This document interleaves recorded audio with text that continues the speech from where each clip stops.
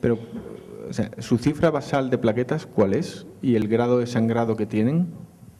Generalmente la manifestación es cutánea, sangrados petequiales, leves. En una paciente, después de aplicar romiplostim, inclusive me comuniqué con una de las personas de Amgen, y la paciente después de la administración del romiplostim 24 horas hizo un sangrado de vías urinarias que se resolvió solo, pero no levantó los niveles de plaquetas. Ya se ha hecho pues todo, ¿no? A ver, yo no he usado romiplostim en embarazadas, en principio es un fármaco que no se puede usar en embarazadas.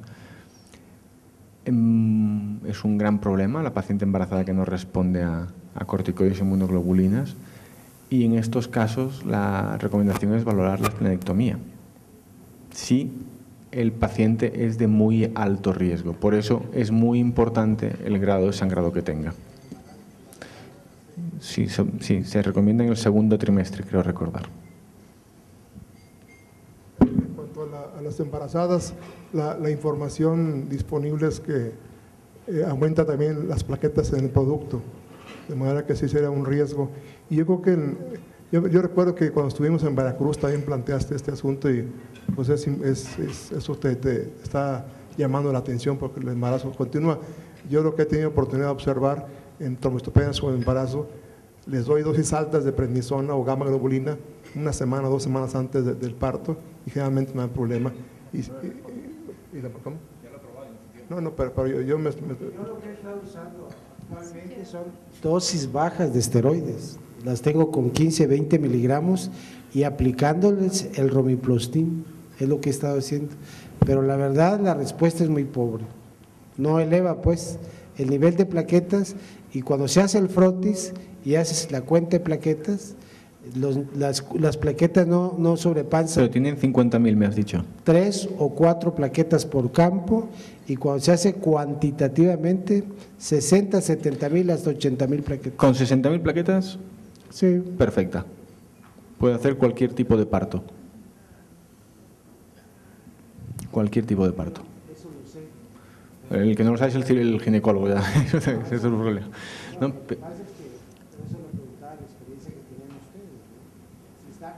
haciendo alguna otra cosa. No, es que yo no, solo conozco un caso que he visto reportado. De hecho, te animaría a que reportases tus 3 casos, porque los podrías publicar seguro, y sería muy, muy importante una vez que haya visto lo que ocurre.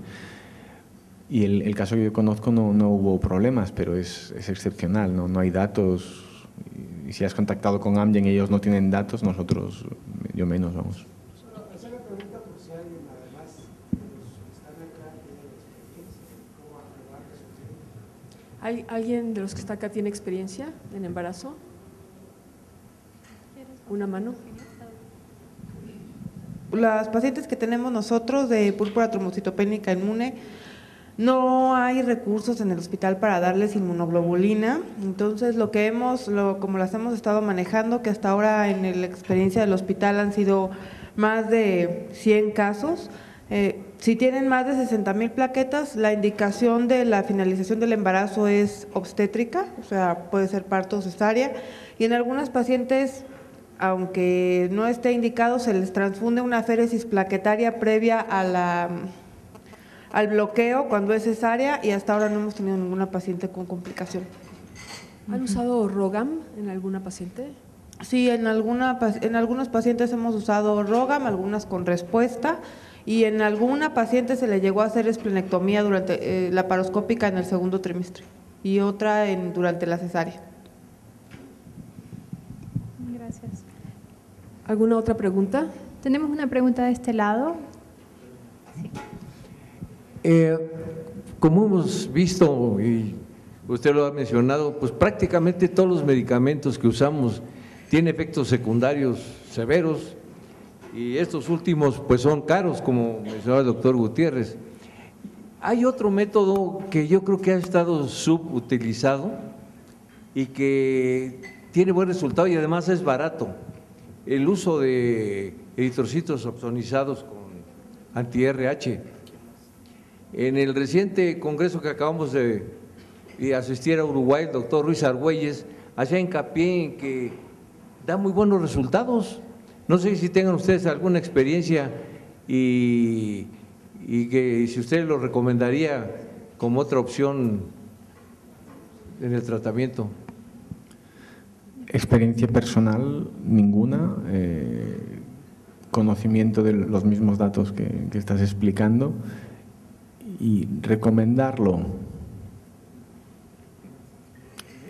Me costaría recomendarlo con los datos que hay. Es decir, el problema de la PTI es que hay muchos reports iniciales de cosas que parece que más o menos funcionan. Yo no tengo experiencia y no sería lo recomendaría en este momento, ¿no?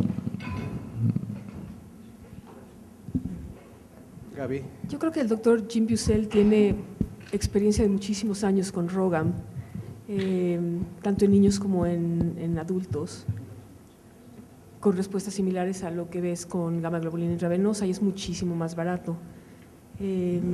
Incluso tiene adultos que trata con ROGAM durante mucho tiempo, antes de quitar el vaso, por esto de 10% de pacientes que mencionas que pueden resolver la Nosotros trombocitopenia. no tenemos en España anti-D. No tiene ROGAM.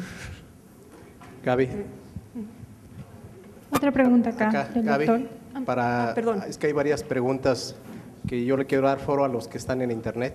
Entonces voy a permitir dar algunas preguntas. De las preguntas voy a tratar de resumir, bueno, serían dos para el doctor Rodríguez Carrillo. Y bueno, yo creo que el tema se presta para hacer un poco de escoleta de los tratamientos iniciales. Por ejemplo, en la fase aguda de la PTI, ¿qué dar de tratamiento? La primera línea son esteroides. Mucho está dando a entender que, bueno, por años era el tratamiento tradicional. Después surgió la idea de dar en la dosis inicial de dexametasona, de acuerdo al esquema originalmente, pero recientemente nuevamente lo publican en el doctor Cheng, incluso es uno de los mejores abstracts de LASH, donde no hay diferencias entre dar, incluso dicen que les va peor a los pacientes darlos de dexametasona de primera línea comparado con la forma tradicional. Entonces sería la primera, ¿qué dar de primera línea en ese sentido? Y la segunda es, ¿en qué pacientes hacerles aspirado de médula ósea? ¿No? Con PTI, así de sencillo, ¿en qué pacientes es necesario hacerles aspirado de médula ósea? Y las otras dos preguntas dirigidas al doctor David, es el uso de agonistas en el nadir de la quimioterapia en pacientes con leucemias agudas, y eso lo hace el doctor Mauricio García del 1 de octubre aquí de la Ciudad de México. Y la segunda pregunta, si tuviera que elegir entre un agonista de la trombopoyetina, ¿cuál le elegiría primero? ¿Romiplastin o el trombopag? Y ese es el doctor Fabián Amador del Instituto Nacional de Nutrición aquí de la Ciudad de México. En cuanto al esteroide, yo creo que tiene mucho que ver las condiciones de comorbilidad. Sabemos, mieloma múltiple, que todo el mundo tenemos experiencia en usar dosis altas de dexametasona. Si la persona es hipertensa o es diabética o bien tiene efectos colaterales, ahí yo indicaría mejor prednisona. De entrada es mejor la prednisona, y en casos especiales dar pulsos de dexametasona. En cuanto a la médula ósea, siendo la trombocitopenia inmune un diagnóstico de exclusión, pero sin duda es importante excluir otro tipo de posibilidades. Hay casos reportados de sarcoidosis, tuberculosis, que son raras, pero si uno sigue con la idea de que son trombocitopenias inmunes, va a dejar subdiagnosticado. Yo recomiendo la aspirada de médula ósea y biopsia de hueso inicial para descartar otro tipo de patologías. Sabemos que los hematogones pueden inclusive confundir a veces con un infiltrado linfomatoso, de manera que vale la pena hacerlo al principio. En la evolución creo que no es recomendable.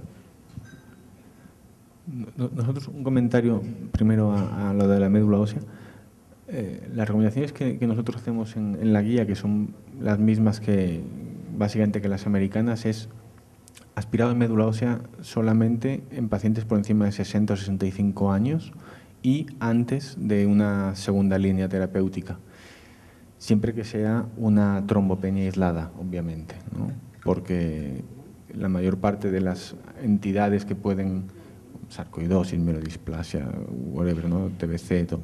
En general no es una trombopenia